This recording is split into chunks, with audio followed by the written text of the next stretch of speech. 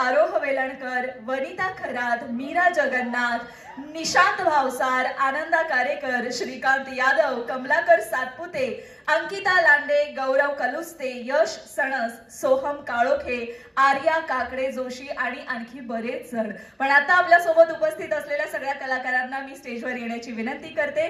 मीरा जगन्नाथ, वनिता खरात, श्रीकांत यादव, आनंदा कारेकर या सगळ्यांसाठी जोरदार टाळ्या झाल्या पाहिजेत. सगळ्यांना विनंती करते, सगळ्यांनी प्लीज स्टेजवर यावं. गौरव कलुस्ते, यश सणस, आर्या जोशी आणि यांच्या सोबतच या सिनेमाची धुरा ज्यांनी सांभाळून ठेवलेली आहे ते म्हणजे या सिनेमाचे कॅप्टन ऑफ द शिप अजिंक्य हाळके. जोरदार टाळ्यांनी त्यांचंही स्वागत करूया.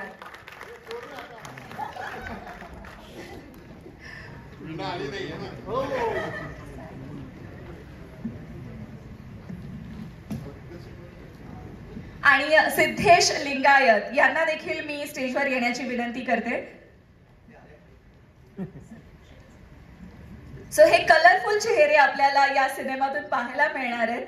टीजर आम्ही पाहिलाय. तुम्हा सगळ्यांना मनापासून खूप खूप शुभेच्छा. एका खूप गोड सिनेमाचा आपण भाग आहात आणि खूप छान असा सिनेमा प्रेक्षकांसाठी आपण घेऊन येत आहात. सो सुरुवात करते वनिता खरात यांच्यापासून. थोडं मी सगळ्यांना विनंती करते की थोडंच आपण समोर येऊयात. Okay, yes yes. सुरुवात आपण वनिता खरात यांच्यापासूनच करणार आहोत, कारण हा जो उत्साह आहे जो इथे संचारलेला आहे, आपला पहिल्या चेअरपासून आपला जो आवाज आहे, या सिनेमात मुळात आपली जी भूमिका आहे त्याबद्दल मला जाणून घ्यायचंय आणि मुळात असोसिएट कशी झालीस या सिनेमाशी. अच्छा, नमस्कार तुम्हा सगळ्यांना. खूप भारी वाटलं आता टीजर बघून, पडद्यावरती एवढा रोमांस बघून. यार अजिंक्य, मला का नाही करू दिलास यार रोमांस? नेक्स्ट फिल्म मध्ये करूया. या फिल्म मध्ये मी हा जो रोमांस जिथे घडतो जाधव वाड्यात, त्या वाड्याची मी मालकीण असते आणि हे सगळं बघून आमची जी धुसफूस होत असते ती सगळी फिल्म मध्ये पाहायला मिळणार आहे तुम्हाला. आणि असोसिएट कसं झालं हे मला आता आठवत नाहीये ऍक्च्युली, कारण बराच वेळ गेलाय. पण ही फिल्म येते याचा खूप आनंद होतोय आणि इतकी कलरफुल, सगळ्यांचीच खूप मेहनत आहे, पण ही फिल्म इतकी छान दिसतीये ती योगेश दादामुळे. सो थँक्यू योगेश कोळीसाठी. एकदा जोरदार टाळ्या झाल्या पाहिजे. सो खूप छान वाटतंय. थँक्यू. मीरा, तू खूप छान दिसतेस आणि आता आम्ही गाण्यातही पाहिलंय, टीजर मध्ये देखील पाहिलंय. सो माहिती होतं की आपल्याला असा एक रोमॅन्स करायला मिळणार आहे या भूमिकेतून. सर्वप्रथम सगळ्यांना खूप खूप नमस्कार. अजिबात नाही रोमॅन्स, लोकांना माहितीच आहे माझ्याबद्दल, प्रत्येक वेळेस मी विलनचेच काम केलेले आहे. सो हा माझ्यासाठी खूपच वेगळा अनुभव आहे. या मूवीमध्ये मी श्रीकांत सरांबरोबर रोमॅन्स करतेय आणि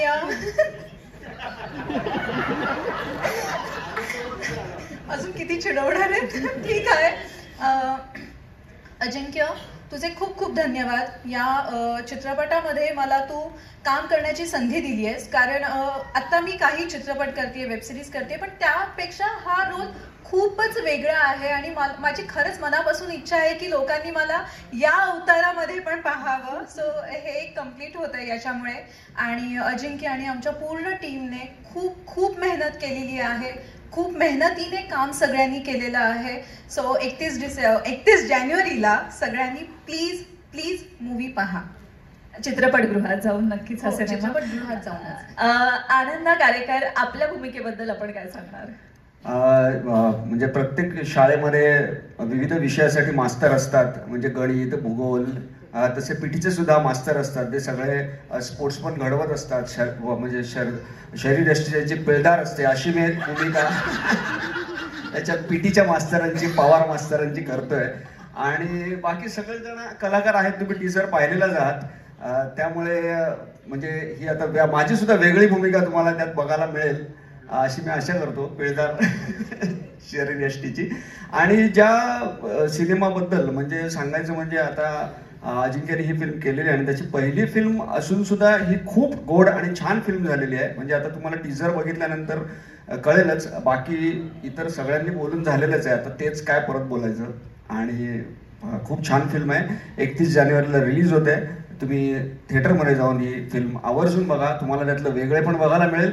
आणि दुसरी गोष्ट म्हणजे सगळ्यांना, आपले यंग जनरेशनला, आपल्याला 10-10, 15-15 वर्ष मागे जाऊन, जसं आपले संगीतकार आहेत त्यांनी सांगितलं ही मगाची त्यांची घटना की म्हणजे पाठलाग करायचा, सगळ्यांना सगळ्या गोष्टी आठवतील असं मला वाटतं. म्हणून निदान त्यासाठी तरी ही फिल्म बघा जुन्या गोष्टी आठवण्यासाठी. नक्कीच. आणि आपली भूमिका ज्याबद्दल आपण सांगितलंय ती बघायला पण आम्हाला सगळ्यांना आवडेलच. पिळदार पीटीचे शिक्षक आहात आपण तर खूप खूप शुभेच्छा या भूमिकेसाठी, या सिनेमासाठी देखील. श्रीकांत सर, आत्ताच आम्ही आपला एक कम्प्लीट वेगळा अवतार या सिनेमामार्फत, या गाण्यातून, या टीझरमधून पाहिलाय. सो तुमच्यासाठी हे किती चॅलेंजिंग होतं?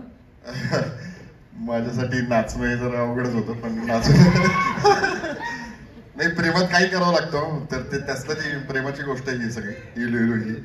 आणि वेगवेगळ्या स्तरावरच्या प्रेमाची गोष्ट आहे. म्हणजे तुम्ही जर चित्रपटांचा इतिहास काढून बघितला, म्हणजे आत्ताच जाऊ दे, आत्ताची हल्लीची पिढी म्हणजे काय ब्रेकअप आणि जेवलीस का ह्याच्यामध्ये अडकलेले. पण त्याच्या थोडंसं मागे जाऊन की 90s मध्ये काय घडत होतं, तर हे नेमक्या दृष्टीने हा चित्रपट बनवलाय. वेगवेगळ्या याच्यामधल्या, म्हणजे मला वाटतं की हा इथे बसलेल्यांपैकी 100% लोकांचा हा अनुभव आहे. प्रत्येकाच कुठे ना कुठेतरी काहीतरी क्रश असतो, कोणतरी आवडत असते किंवा आवडत असतो, किंवा काय काय काय बऱ्याच गोष्टी. तर त्या घेऊन आपण जगत असतो. आपल्याला पुढे भेटेल की नाही माहित नाही. मला आता आमच्या वेळेस माधुरी दीक्षित आणि ह्या सगळ्या हिरोईन्स बद्दल क्रश होता. माहिती नसतं की आपल्याला पुढे यांच्यावर काम करायला मिळेल की नाही, किंवा भेटेल की नाही इथपासून. तर तसं काही होऊन जातं. पण काही अप्रोचेबल असतात, पण कधी कधी खूप गोष्टी न बोलल्यामुळे राहून जातात. तर त्या या चित्रपटांमध्ये नेमक्या टिपलेल्या अजिंक्याने. आणि अजिंक्यचा जो पहिला चित्रपट जरी असला तरी त्याचा चित्रपटाचा अभ्यास खूप आहे. त्याच्याकडे जाऊन त्याच्याच होम थिएटरवरती मी बरेच चित्रपट बघितलेले की त्याचा अभ्यास म्हणून, असं म्हणून. आणि त्याच्या प्रत्येक फ्रेम बद्दल किंवा एकूणच त्या चित्रपटाच्या निरीक्षण बद्दल तर त्यांनी नेमक्या गोष्टी आमच्यापर्यंत पोहोचवल्या की मला काय हवंय, कुठला काय दाखवायचं आहे, आणि त्याच्यातल्या नेमक्या तुम्ही काय प्रक्षेपित करायला पाहिजे. आणि योगेश सर तर म्हणजे जादूगार आहेत. ते त्यांच्या डोळ्यातनं आम्ही दिसणार आहोत. त्यांनी आम्हाला खूप छान छान फ्रेम्स तुम्हाला त्याच्यावरूनच मी वेडा झालो की अरे एवढा भारी दिसतोय असं म्हणून, किंवा हा मी आहे असं इथपर्यंत फरक पडावा. कारण आणि गाणी तर काय सांगायचं, म्हणजे ते गुलाबी गुलाबी ते तेव्हा नाचताना काय खूप काही वाटलं नव्हतं. कारण तेव्हा म्हणजे हे होतं ना की अरे बापरे ही स्टेप चुकली तर वगैरे, आणि सगळं स्लोमो आणि 48 फ्रेम्स आणि काय काय काय काय ह्याच्यामध्ये अडकणं होतं. पण मीरा सारखी सहकलाकार, वीणा सारखी सहकलाकार असलं की ते वीणाच्या तालावर नाचले आणि मीराने तालावर नाचवलंय. तर असे सहकलाकारांबरोबर काम करायला खूप नक्कीच मजा येते. आणि पुन्हा चित्रपट ही काही कोणा म्हणजे एकट्याचं हे नाहीये, हे समूह कलाकृती आहे. जो तो आपलं दान टाकत राहतो आणि सगळ्यांचं दान जेव्हा पडतं त्यावेळेसच चित्रपट हिट होतो. तर त्यामुळे मला असं वाटतं की हा आमचा इलू इलू नावाचा चित्रपट 31 जानेवारीला म्हणजे 2025 मधला हिट चित्रपट असेल. 1998 ची ही फिल्म पण 2025 मध्ये आपल्याला बघायला सगळ्यांनाच आवडेल आहे. कारण मला माहिती आहे इतक्या वेळापासून त्यांचा परफॉर्मन्स पाहिल्यानंतर आपण वाट पाहतच होतो की कधी यांच्याशी आपल्याला बोलता येईलच. सो लवकरात लवकर ही एंट्री इथे घडणार आहे, होणार आहे. जोरदार टाळ्यांनी स्वागत करूयात या सिनेमाचं खास आकर्षण एली अब्राहम यांचं.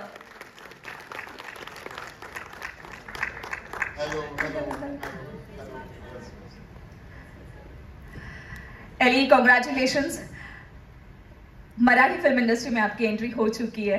खरं तर नहीं, हाँ हाँ, बहुत बहुत धन्यवाद और सबको नमस्कार.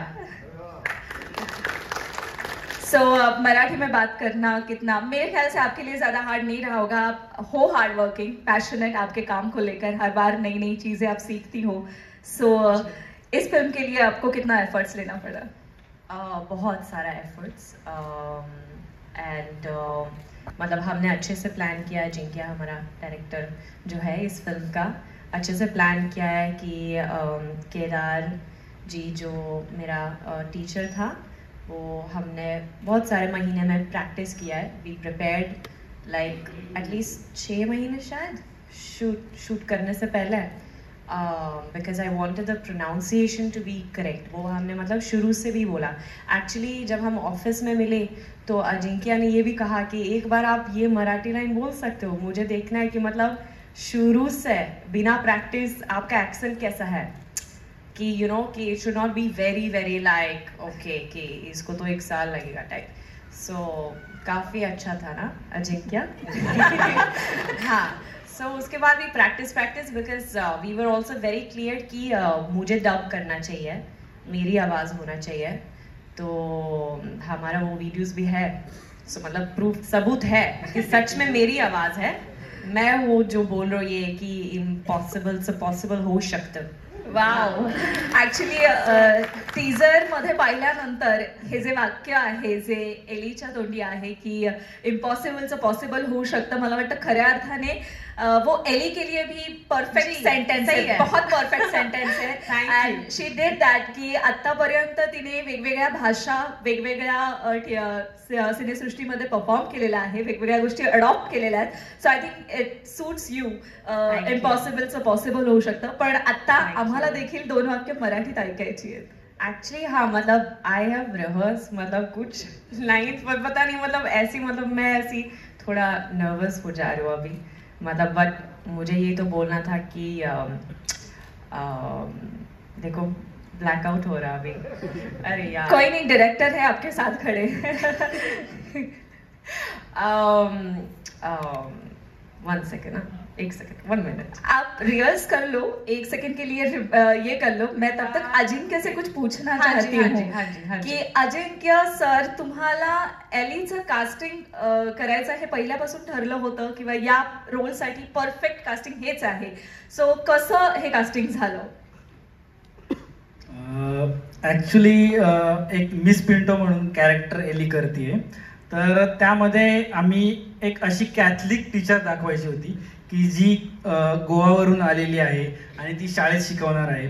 शाळेतली मुलं जी आहेत त्यांची जी जुनी इंग्लिशची टीचर आहे ती अशी मारधोड करणारी होती, म्हणजे ती कोणालाच आवडत नाही. आणि अशा शाळेत कॅथलिक कॉन्व्हेंट स्कूलची टीचर ज्यावेळेस शिकवायला येते त्यावेळेस पूर्ण शाळा तिच्या प्रेमात पडेल. तर असं कोण असेल, तर अशा वेळेस मला इन्स्टामध्ये एलीचा एक व्हिडिओ हिंदीमध्ये बोलताना दिसला आणि त्यावेळेस मी मनीषला बोललो की अरे ही आपल्याला चालेल का कास्टिंगला. मग तिथून पुढं आमचं पूर्ण प्लॅन झालं आणि एलीला कास्ट केलं. पण तुम्ही अप्रोच केल्यानंतर अवेलेबल होती एली फॉर फिल्म, और कसं म्हणजे सुरुवात केली? हा, एक 1-2 मंथ्स गेले, त्यानंतर मॅनेजरशी कॉन्टॅक्ट वगैरे झाला आणि एली एक 10-15 दिवसात बोलली की मी ही फिल्म करतेय. क्या बात है. आणि मग सगळा हा कलाकारांचा एवढा ताफा सांभाळणं पहिलंच आपलं वेंचर असल्यानंतर तुम्हाला ते किती सोपं गेलं किंवा जड गेलं? सगळ्याच कलाकारांनी ऍक्च्युली खूप सपोर्ट केला. म्हणजे श्रीकांत दादा असतील, मीरा असेल, वनिता असेल, आनंदा, सगळ्या कलाकारांनी पूर्ण मला सपोर्ट केलं की मी जे सांगेल, म्हणजे अगदी त्यांच्याही काही करेक्शन असतील, असं सगळ्यांनी एक कुटुंब म्हणून काम केलं आणि ते आपल्याला पडद्यावर बघायला मिळेलच 31 जानेवारीला. नक्कीच. आणि ही जी काही खोडकर मुलं जी तुम्ही आता सांगितलं की जी अजिबातच त्यांच्याबद्दल काय सांगणार आहात? यांना सांभाळायला लागलं? नाही, ह्यांनी खूप त्रास दिला सेटवर ऍक्च्युली. ते भूमिकेत होते, म्हणजे भूमिकेत होते. ह्याच्यामध्ये सगळ्यात कमी त्रास देणारा हा, याचं नाव राक्षस म्हणून हा कॅरेक्टर करतोय राकेश विंतळे. तर याला सगळे राक्षस म्हणून पिक्चर मध्ये बोलतात. तर याचं कॅरेक्टर जे आहे एकदम टवाळ मुलगा की जो टीचर पटावी म्हणून चपटी बाबाकडे वगैरे असं नाही का त्याचं सजेशन असतात आपल्या कॅरेक्टरला. वेल, मला वाटत एली मैं टाइम ले रही हूँ, आप अगर रेडी हो तो बता देना. ओके, जज मत करो. हाँ, बिल्कुल नहीं, बिल्कुल नहीं. सो हाँ, ये कहना था कि माझी पहिली मराठी फिल्म एलो एलो लवकरच तुमच्या समोर येथे येणार आहे आणि मी आशा करते की ही फिल्म तुम्ही थिएटरमध्ये जाऊन बघा. प्लीज 31 जानेवारी को. खूप छान म्हणजे स्लो असेल पण परफेक्ट प्रनाऊन्सिएशन होतं आणि मला वाटतं नक्कीच मराठी ऑडियन्स खूप छान पद्धतीने वेलकम करतील तुला देखील आणि या सिनेमासाठी देखील खूप चांगला प्रतिसाद असेल आणि याच शुभेच्छा देऊन मी आजचा या सिनेमाचा टीजर लॉन्च सोहळा इथे संपन्न झाला आहे हे सांगते आणि कलाकारांना विनंती करते इथेच थांबण्याची एक फोटो ऑपसाठी जस्ट प्लीज थोड़े मैं तो पहला ये भी कहना चाहती हूँ कि first of all thank you so much to Ajinkya one more time कि आपने मुझे ये स्क्रिप्ट ऑफर किया है और कि आप मुझे लॉन्च कर रहे हो मराठी फिल्म इंडस्ट्री में. And I also want to thank the entire team, the entire crew, each and every actor. मतलब बहुत वंडरफुल काम किया है इस फिल्म में. मुझे बहुत अच्छा लगा आप सबके साथ काम करना.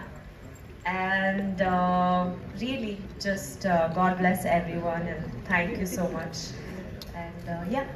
Thank you so much.